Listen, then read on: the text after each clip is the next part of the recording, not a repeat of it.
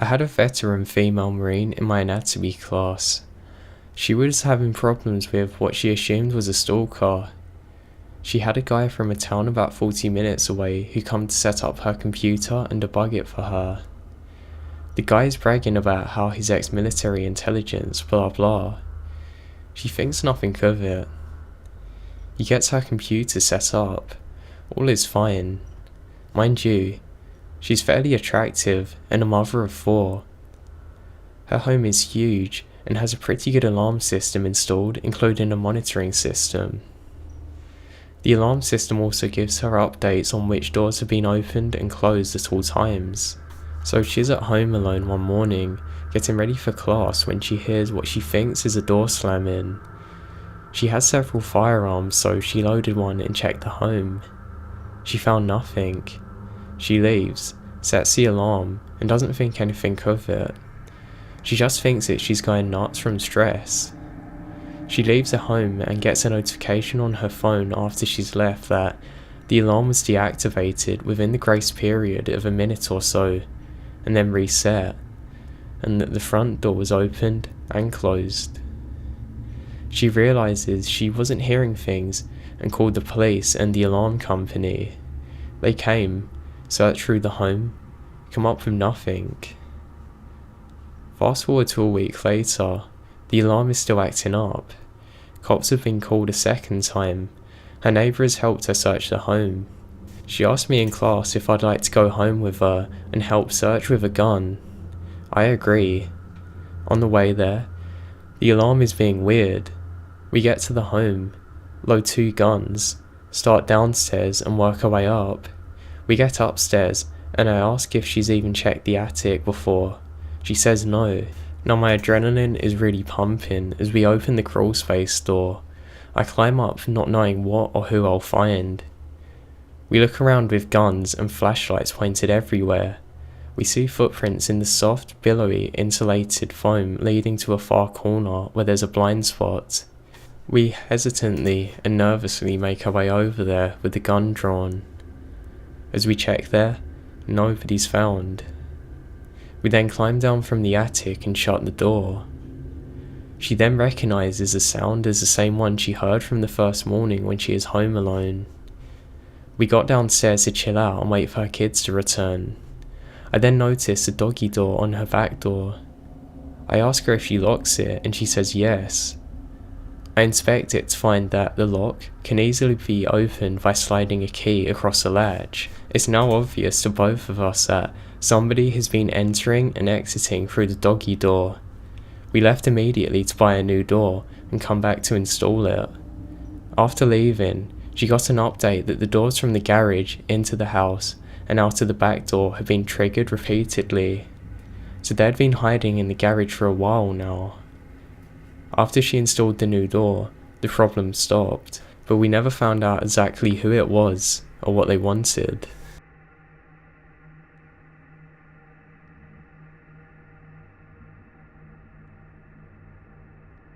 There's an abandoned complex a few miles away from my tiny isolated town. It's been abandoned for quite some time after it caught on fire. I've not yet come across a definitive answer as to what it was used for. I've heard that it was once a mental institution, then an army barracks, or it is a boarding school before. Who knows? That's irrelevant. So I spent time there alone. I mean, too many times to count. I really like the solitude of it. I go to some of the rooftops and just play my guitar there. Now there's one main building, another one that seems like a housing building, a water storage area, as well as 3 other weirdly shaped units there. So anyway, I was at mid-level in the structure. It's a beautiful day out. I then grabbed the handrail at the bottom of the stairwell and made my way to the top before I heard a little girl's voice. She sounded about 5 years old. She sounded as if she'd been out there for days without food or water. Her voice sounded weak and kind of mustery. She then uttered one word, "Mother." It sounded like she was calling out as her arms were outstretched, hoping to be rescued. It's funny because I've gone there a handful of times after sundown to explore into the darkness of the main building, but on that day, the sun was high and bright, birds were out. I look forward to a rooftop view of the tundra and wilderness after I walked for about an hour to get there. I wasn't expecting anything. I then suddenly hear her faint voice and I hit a brick wall. She sounded weak, but it was a weakness that terrified me into a motionless grown man. All I could feel was tingles pulsating up and down my spine. She looked and sounded like a normal healthy little girl until she uttered that one simple word. I'd have run up to see if she needed help, but no, I stood there motionless, terrified for what seemed like a minute. When I got back to look for her, there was no sight of her anywhere. I gone on the rooftop too. There was nowhere she could have possibly gone within the minute that I was stood there. That's what terrifies me.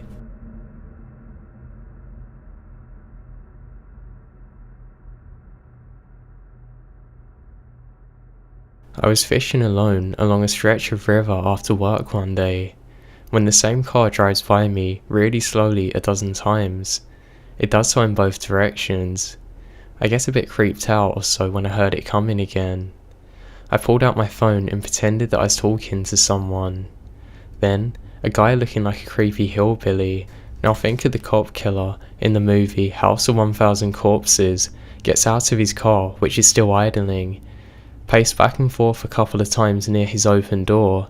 He comes straight for me with his fist clenched, holding something, in a maniac tunnel vision, an aggressive and somewhat dazed posture. As he neared me, I started describing him to the imaginary person on the other line.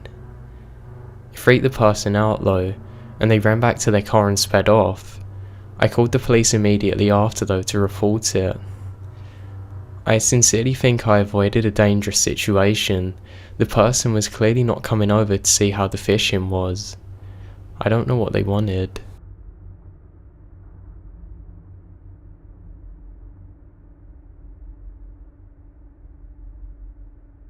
I was a utility locator. I used to work on a team with my dad. Now, to find a gas service from the main gas to the house, you had to connect the equipment at the gas meter. Many older homes have the meter in the basement. Sometimes, I would be the one that would connect the equipment while my dad found the gas service. On this particular day, we get to a home that had the meter in the basement. I go up, knock on the door, the homeowner then points me in the direction of the stairs to the basement. I go down, and I see the gas meter in the corner with two walls built around it, making it a closet with no door. Behind the gas meter is an old crawl space, halfway up the cinder block wall. No lights in the crawl space though. As I step into the closet area, I hear what I can only describe as a demonic growl coming from the crawl space. I step out, call my dad, not wanting to get anybody spooked. I just say to him that I need a flashlight. He hung up. I stood outside of the doorway and just reached in to hook up the equipment. My dad comes down the stairs with the flashlight. As he steps through the door to see if I got it in the dark, the same demonic growl comes from the crawl space. He was about to knock me over trying to get back out. He hands me the flashlight and goes back outside. I just stood there pointing the flashlight into the crawl space with a feeling that something was watching me. He then calls and says that everything's done. I grab the equipment as quickly as possible and get the hell out of there. I don't know what it was. It wasn't a dog or raccoon. There was nothing down there that I could see, and it felt almost evil.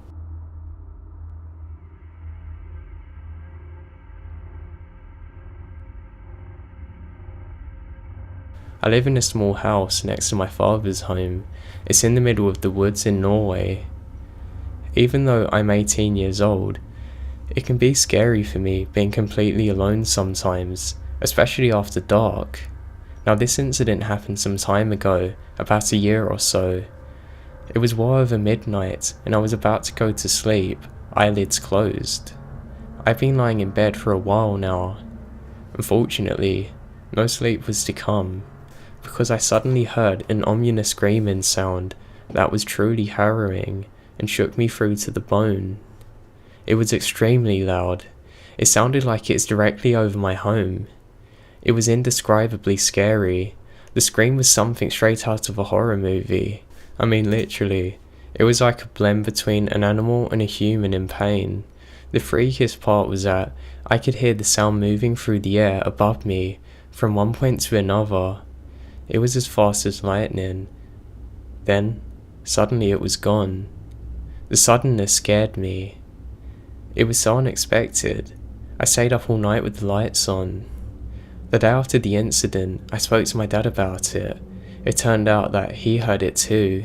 He even rushed to the window to see what was going on. None of us have a clue what was going on.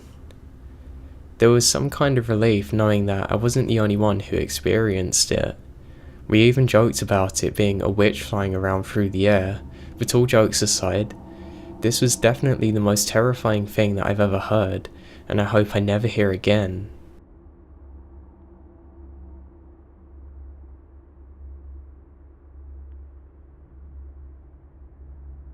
When I was 10, my parents and I lived across the street from my grandmother. It was around 8:30 or 9 PM. It had just been dark for 10 or 15 minutes.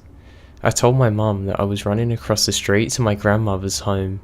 Instead of going across the street, I walked over to a convenience store about 6 blocks away. On my way back, while devouring a Three Musketeers bar, I was at an intersection, and a block away, somebody that wasn't a cop was going through the interstate and slammed on his brakes and squealed into reverse and whips his car around and squealed it towards me. Now at this point, it's pitch black out and nobody else is around, and I take off running. I cut between a house and hopped a fence and started down an alley. I see his headlights getting brighter and slow down as he turns into the alley. I then quickly dipped down and hid between 2 trash cans while this creepy guy is going past at about 2 miles an hour. He passes and pulls out of the alley, and I hear his tyres squeal as I'm shaking and paralysed with fear. After about 20 or 30 seconds of being paralysed, I get my shit together and stand up and make it about 20 feet away, and I can see his headlights coming into the alley again. This time, I was behind somebody's detached garage. While looking around the corner of the garage, I see the guy, and although I can't make out his face, I can see his head swivel around, breaking his neck looking for me. He then backed out of the alley still looking for me. I then hopped through every person's backyard for at least 3 blocks until I made it home. That part that sucks is, as an adult, I know how dangerous the situation is, but I was so young and scared that I didn't even bother telling my parents because I didn't want to get busted in case they thought I was lying. I feel really bad now. Somebody should have got notified. The authorities should have been looking for that guy. He may still be out there. He may have done worse things.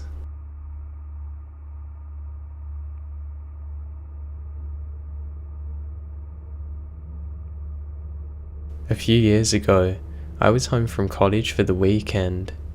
Now the house that I grew up in is over 100 years old, and I've had some experiences there before, all paranormal related, but this is one night that I'm never going to forget. It was around 11 PM. I got back home from visiting my then girlfriend. I get in the home and open the door that leads to the upstairs, which is where all the bedrooms are. I close the door quietly so that I don't wake up anybody and head up to my room. I close the door to my room, sit down at my piano and start playing with headphones in. All of a sudden, I get this incredible fear wave over me. I feel like somebody's watching me. I'm terrified, uncomfortable, shaky. I start looking over my shoulder every few seconds, and then I finally decided just to stop playing piano and go to bed. So I turn the lights off, get into my bed, and after a few minutes, slam. I hear this loud sound coming from downstairs. I turn my lights on, and then hear somebody walking down the hallway upstairs and then going downstairs. I could hear the steps. Now, I figured my dad went to check out the noise, so I poked my head out of the door when my mum comes walking up the stairs, and the exchange was similar to this, me Did you hear what the noise was? Mum, wasn't that you? Me, no, what do you mean? Mum, the noise was the door slamming shut. Didn't you just get home? Me, no, I've been home for about an hour. Then there was silence. Of all other harmless haunting events in my home, this was the first time that I ever felt truly terrified. I honestly never forget the feeling of that irrational fear. I can't use words to describe it, but just the presence I felt at the same time was too much to bear that night. It truly haunted me, that experience.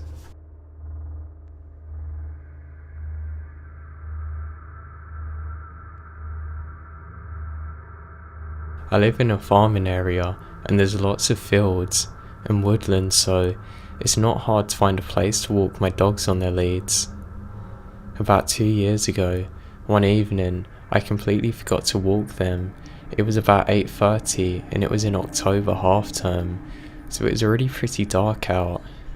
But I wasn't too bothered because I know the whole area really well. I took my large female boxer dog, who was a puppy at the time but still quite tall, and my Chihuahua ex-Jack Russell out. I'm a 5'5" girl with quite a bit of muscle on me, as I do lots of physical sports including martial arts, so I can quite easily protect myself if it comes to a fight or something. I always thought myself as kinda tough, but I didn't always feel safe in situations.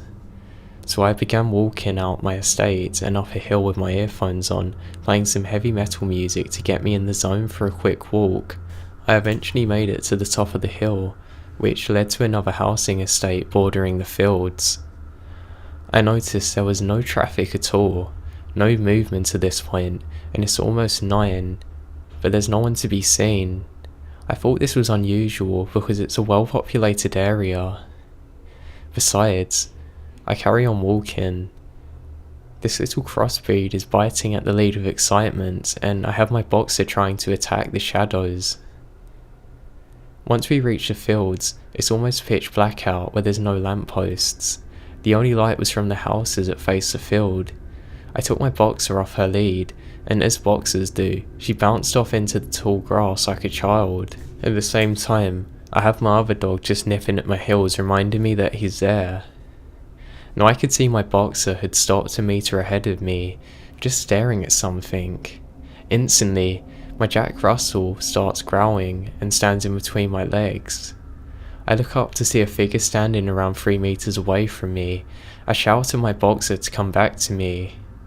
Reluctantly, she turns to me and begins running to me. My eyes never leave the figure. I call out and apologize for my dogs. I think I said something like, "Oh sorry, she's just a pup. She thinks everyone wants to play." And there was nothing, just silence from the figure. I could see that they had really long hair, and it appeared to be a raincoat on. The shoulders were wide. I still think it is a woman though. Once again, I called out to her, "You okay? She jump at you?" Again, nothing. At this point, I could feel her eyes on me and my dog. Now my littlest dog began barking and squealing, and my boxer began barking this horrifying bark that I've never even heard her produce before. It sounded like she was trying to threaten the figure. Then I heard the woman laughing malevolently. That's when I lost it. I picked up my little dog and ran, knowing full well my boxer would follow me. Like I said, I do lots of sports, so I'm fast and don't have bad stamina, jumping over the gate with my dog in my arms and my boxer right behind me. I then glance over my shoulder and see the woman clear as day in full pursuit. I couldn't give you exact details. I can tell you that she looked like something straight out of a horror movie. She was grotesque in every sense of the word. At this point, my boxer was running just a little ahead of me. She knew I was running home and that this woman was bad news. Now she could have just bolted, but for whatever reason, she kept a speed that matched my one. Maybe it's the dog's loyal instinct of the pack or something, I don't know. Anyway, at this time I'd reached the end of the first estate. I slowed to look behind me in the distance. Big mistake. There she was running at me. Quite a distance behind me though. but by God was she coming. At this point, my head was in a complete mush, but before I knew it, I went down the route that I come from, and I was terrified that she would catch up with me, so I darted to the left at the end of the state and ran across the road down the street. My boxer was right by my side at this point, and my mutt had gone silent and was digging his paws into my arm and chest. I ran like I've never run before. At the end of the street, I turned right, which brought me onto a street at the opening of my estate. I didn't look behind me until I reached my driveway. I put my mutt down and he ran with my boxer to the front door. I looked behind me. She wasn't there, but I heard her laughing. It was getting closer, so I ran to the door, opened it and slammed it shut behind me. I turned the porch light off and peered out the window. She walked straight past my end of the driveway. She hadn't seen me, but she was trying desperately to find me. I never saw her since then, and I don't take the dogs out really at night anymore. Ever since then, I rarely forget to walk my dogs before it gets dark. I do so first thing in the morning now. I hope I never see that lady again.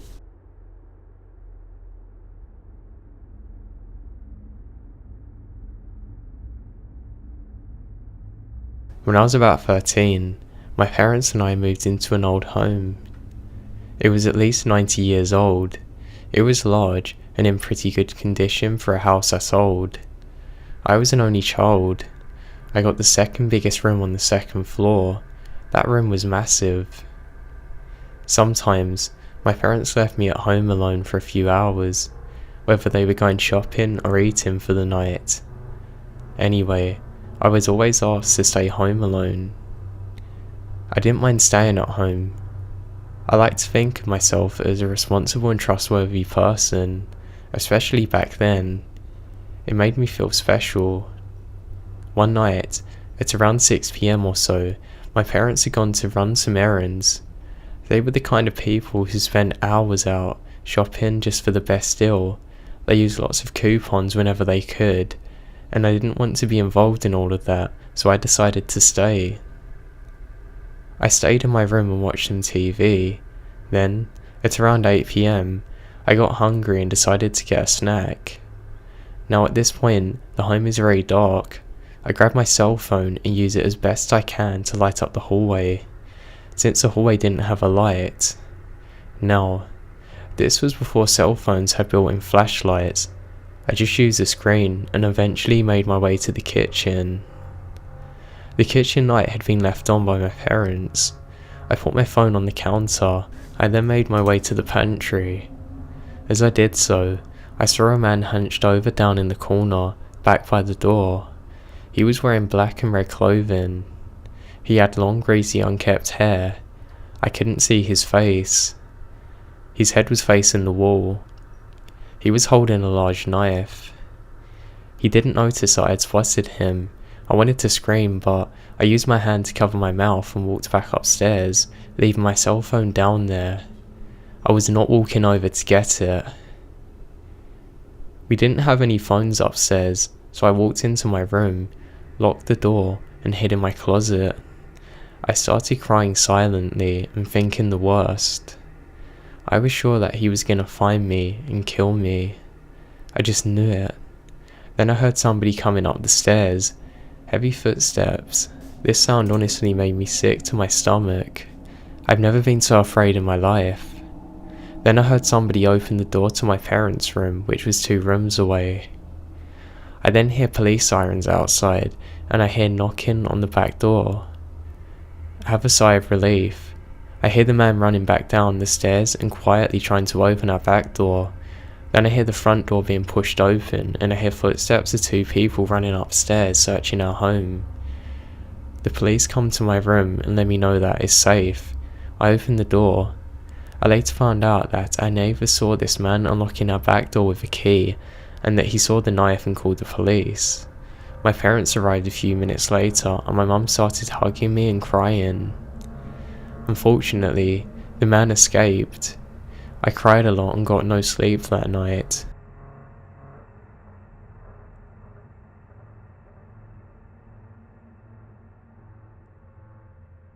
This happened a few years ago when I was still living in my childhood home down in Florida. I had just inherited my family home, so my cousin decided to move in with my husband and I while she attended a college nearby. My cousin and I were both working at the Lego store at the time, but I only worked mornings and my husband and cousin worked nights. There were many nights that I was home alone. A couple of weeks before this happened, I'd been taking stuff out to my car when I realised a strange brown van with no windows appeared across the street. As I was putting stuff in my trunk, the man in the van started making weird noises at me.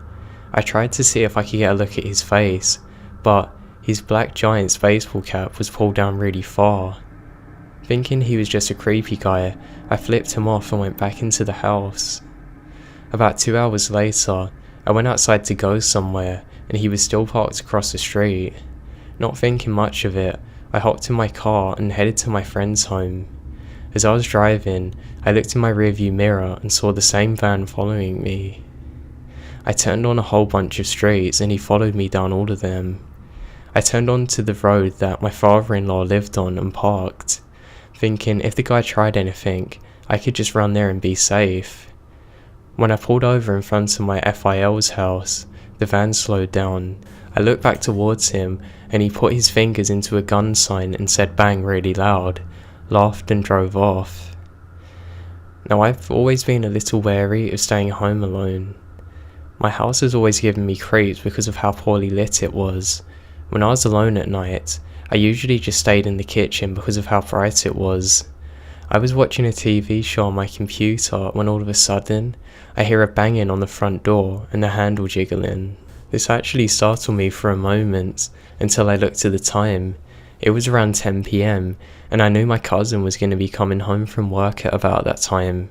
I got up and opened the door, but nobody was on my porch. I shout my cousin's name and still don't get a reply. I call my cousin's cell phone and immediately she was like, "Oh hey, I'm on my way home from work right now." Before I could say anything else, there was 3 extremely loud bangs on the door. That was what connected to the kitchen and garage, and the knob was shaking violently. I slammed the front door closed, locked and chained it and ran to my room. My aunt called me while my cousin called the police and I hid under a blanket. When she came and got me, I was led outside to talk to the cops. I was trying to explain what had happened, but the officers along the side of my house were distracting me. I walked over to where they were, but one of the police held me back. They opened the gate and saw that the door to my garage was wide open. All of the officers in the area pulled out their guns and went into the garage. No one was there. Afterwards, the police told me that it was probably just some kids messing around. But if I ever get scared at home again, just call them, they'll send somebody out. So about a week later, I was watching something in my living room with my cousin and my husband. As I was passing by the window next to my front door, I realised that there was a guy wearing the same baseball cap as the guy in the van standing outside of the sidewalk, staring at my home. When he noticed me watching, he immediately locked eyes with me and slowly gave me the creepiest smile that I've ever seen. I turned and yelled for my husband to go out there, but when I turned around, he was gone. I will say though that the baseball cap in question is really generic.